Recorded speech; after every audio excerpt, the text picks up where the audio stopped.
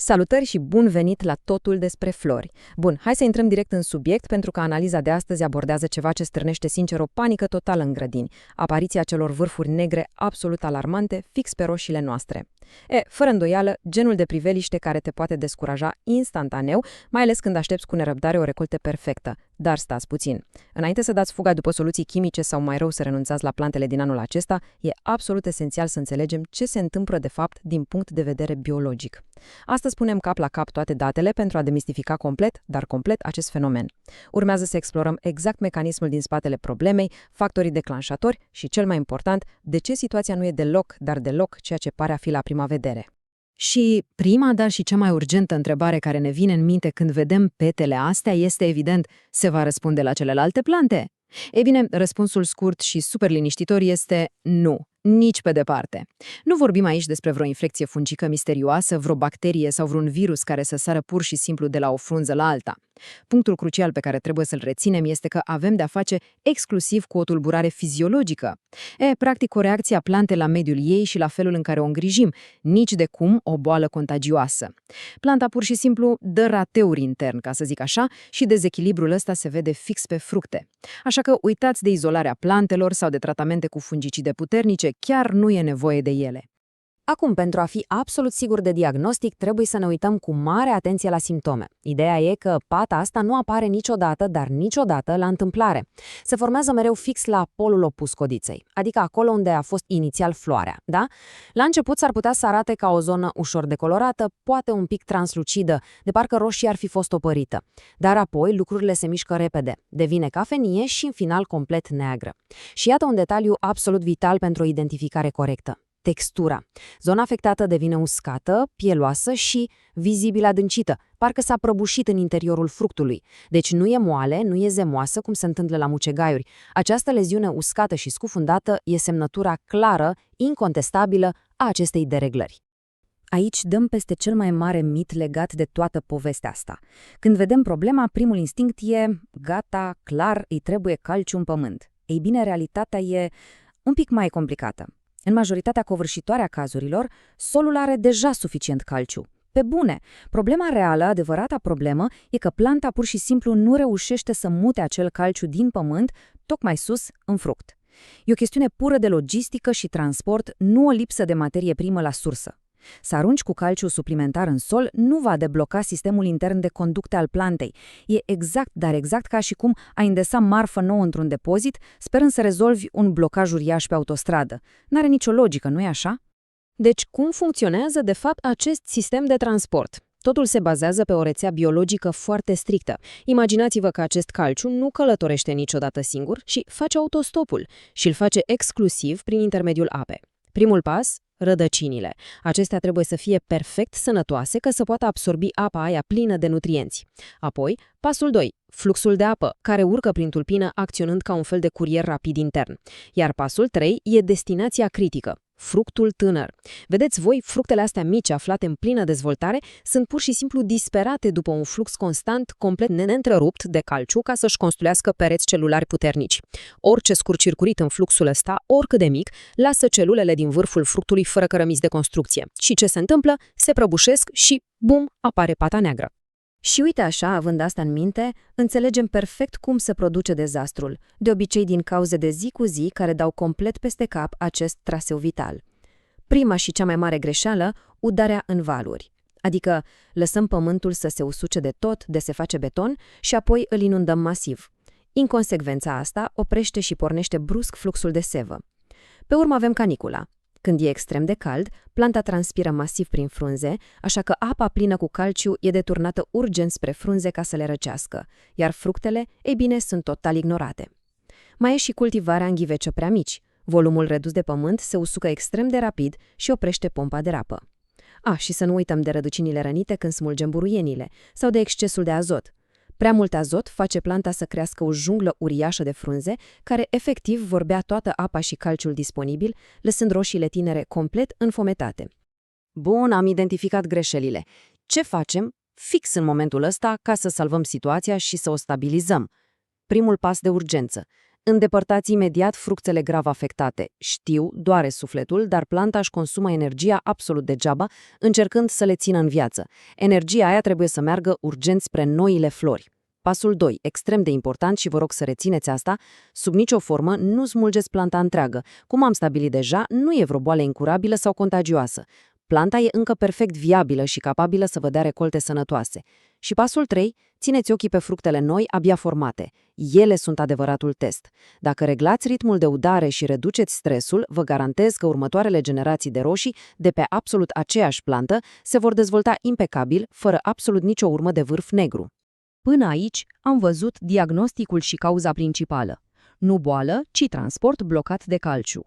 Continuăm direct cu diferența dintre grădină și ghiveci, cu intervențiile care merită făcute și cu greșeala care strică rezultatul chiar și când planta primește apă suficientă. Continuăm direct această analiză și intrăm imediat într-o variabilă care schimbă complet regulile jocului. Diferența uriașă dintre roșiile cultivate direct în grădină și cele crescute în ghiveci. Același simptom de vârf negru, care arată clar un blocaj de calciu, evoluează în ritmuri complet diferite în funcție de casa în care stau rădăcinile plantei.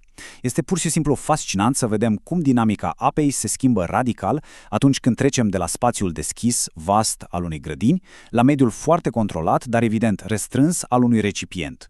Așadar, prima secțiune, grădină versus ghiveci. Două medii complet diferite. Bun, haideți să detaliem un pic treaba asta pentru că mediul de plantare dictează 100% modul în care apa și, evident, nutrienții ajung la plantă. În grădină, soarele puternic și vântul usucă stratul de la suprafață. Pământul se crapă, se formează acea crustă dură pe care cu toții o știm și ce se întâmplă când vine apa, fie de la ploaie, fie de la irigații, apa pur și simplu fuge la suprafață, se scurge departe de rădăcinile profunde care rămân de fapt complet uscate. De asta spunem mereu, în grădină, mulciul nu e un moft, nu e opțional, e un scut absolut necesar. Pe de altă parte, într-un ghiveci, avem o cu totul altă poveste. Substratul ăla din comerț, plin de turbă, se usucă și se contractă. Pur și simplu se trage de pe marginile vasului. Când turnăm apă, ea e leneșă, găsește calea cea mai ușoară, curge direct pe margini și iese prin găurile de drenaj, iar mijlocul rădăcinii rămâne uscatiască. Aici e nevoie de o udare inteligentă, în două etape, o primă trecere scurtă pentru a rehidrata suprafața și o a doua, cam după câteva minute, ca să saturăm cu adevărat tot volumul ghiveciului. Trecem la secțiunea a doua, tratamente de evitat, sau, mai bine zis, mituri și greșeli. Cu toții cunoaștem impulsul ăla aproape incontrolabil, nu-i așa? Vezi o roșie stricată și vrei să repari problema pe loc. Vrei să adaugi ceva miraculos ca să vindești planta. Din păcate, graba asta duce la practici care nu doar că nu ajută, dar de multe ori chiar agravează situația. Haideți să demontăm rapid câteva mituri. Laptele turnat la rădăcină nu va vindeca nimic, doar va fermenta și va atrage niște bacterii de care sigur nu avem nevoie. Tabletele de calciu de la farmacie nu sunt în forma chimică pe care o plantă să o poată absorbi rapid. Cojile de ou sunt fantastice, pline de calciu, clar, dar au nevoie de luni sau chiar ani de zile ca să se descompună într-o formă utilă, deci nu rezolvă o criză de moment. Iar când vine vorba de cenușă, var sau gips, atenție mare! Astea sunt extrem de puternice, modifică drastic pH-ul și structura solului. Dacă le aruncăm la întâmplare fără să știm ce e acolo, putem bloca absorbția altor nutrienți vitali, cum ar fi fierul. Și ghiși ce, niciuna dintre soluțiile astea rapide nu rezolvă problema reală, fluctuațiile de apă. Ceea ce ne aduce la secțiunea a treia, când testăm solul. Vorbim de știință, nu de ghicitori.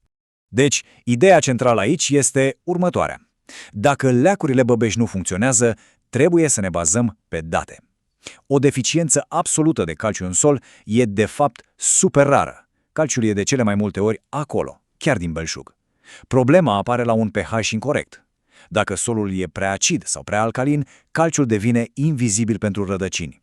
De aceea, un test de pH este singurul pas științific real care ne confirmă starea exactă. Să adăugăm var pentru a crește pH-ul sau gips doar așa, ca să fie, are sens exclusiv dacă un test clar ne arată asta. Fără aceste date, pur și simplu jucăm la ruletă cu echilibrul chimic pe termen lung al grădinii noastre. Mergem mai departe la secțiunea a patra, diferențe între soiuri și rolul uriaș al geneticii.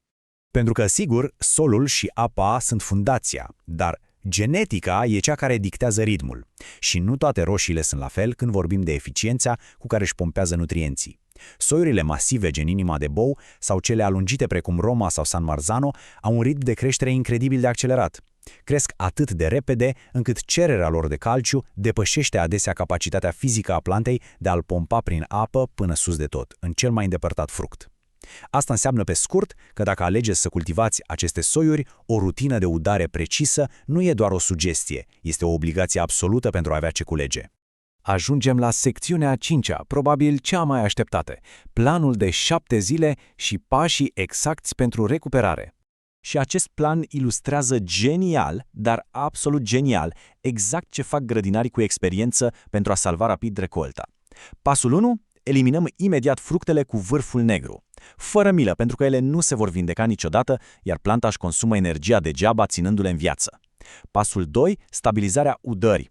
Udări adânci, constante, adaptate perfect la mediu, fie că e ghiveci sau grădină. Pasul 3 este mulciul organic, acel strat protector care acționează ca un termostat și menține apa în sol.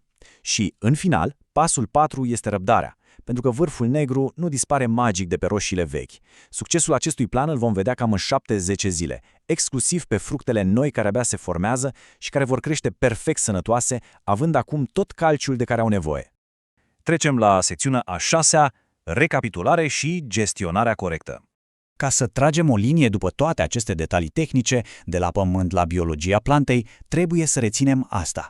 Rezolvarea problemei depinde 100% de cum menținem umiditatea stabilă. Secretul nu e vreo soluție minune cumpărată în grabă, ci constanța. O plantă care are un mediu echilibrat, care e protejată de mulci și primește apă corect, își va face singură treaba, extrăgând calm tot calciul din sol. Dar teoria e doar teorie până nu e testată la fața locului, așa că vrem să știm din experiența voastră ce soiuri v-au dat bătăi de cap în sezoanele trecute și cum au răspuns când ați aplicat o strategie strictă de udare și mulcire. Privind în perspectivă, poate cel mai important lucru de reținut este următorul. Oare soiurile pe care ne încăpățânăm să le cultivăm sunt cu adevărat potrivite pentru microclimatul curții noastre? Sau, fără să ne dăm seama, luptăm orbește împotriva naturii sezon de sezon? E cu siguranță o întrebare care ne face să ne gândim mult mai atent la planificarea pentru anul viitor.